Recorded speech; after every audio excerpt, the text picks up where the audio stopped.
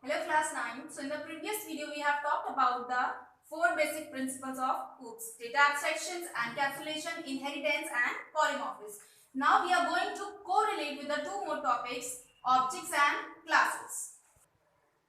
So your chapter name is Elementary Concept of Objects and Class. We will talk about objects here.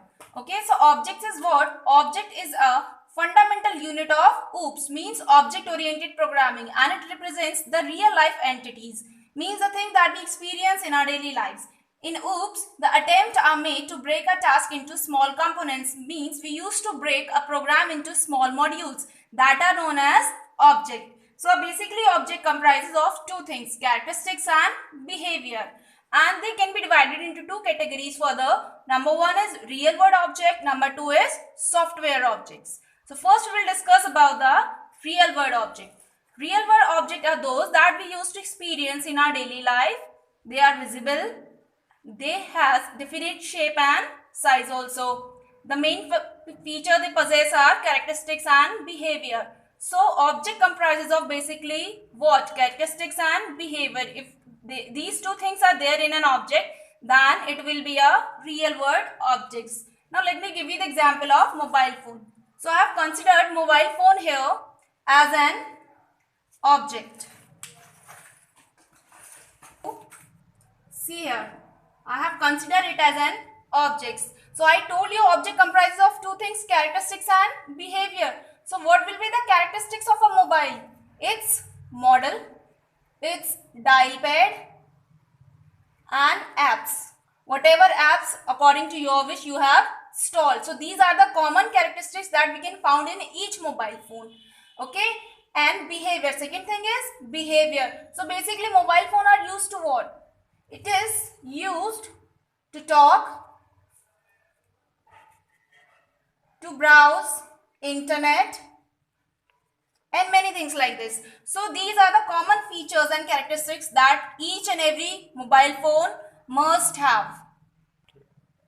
So now second one was software objects. So second category was software objects, and it could be defined as an object that is created while writing a Java program. Means when we used to write our Java program, we used to create which type of objects that are known as software objects. So I told you object categorized of two things, characteristics and behavior. Only the characteristics and behavior comprises of the objects, we know that, and the characteristics are known as here the data members, and behavior is known as function, or you can say method. So we will not use these two words, characteristics and behavior, here. What we use in place of this, data members and functions, because these terms are technical Java terms. We have to talk about the Java program, then we are considering software objects, and in software objects, if we are talking about the characteristics, so we will call it data members, and behavior we will call function or methods. Both name are okay. Now example is student. I have taken your example only, a real life example like you. So suppose you are an object. So I have considered a student is of what could be the things of characteristics like name, subject and marks, and behavior will be to accept that marks, to display that marks. So these are what? These are not the characteristics. These are the data members we will call now, and this one is method or function. So remember this thing. Now these characteristics are converted to data members here, and these behaviors are converted into function or method. Our next topic is message passing. This is the very small topic just to tell you about through which technique two objects can communicate. As I and you are communicating through this video, so similarly how two objects can communicate. So message passing is what? An object can pass information to one another and receive also. They interact through the behavior and the function which is known as message passing technique. Yes, so even objects can communicate with each other. Suppose I have taken the example, I have created object A here and object B here.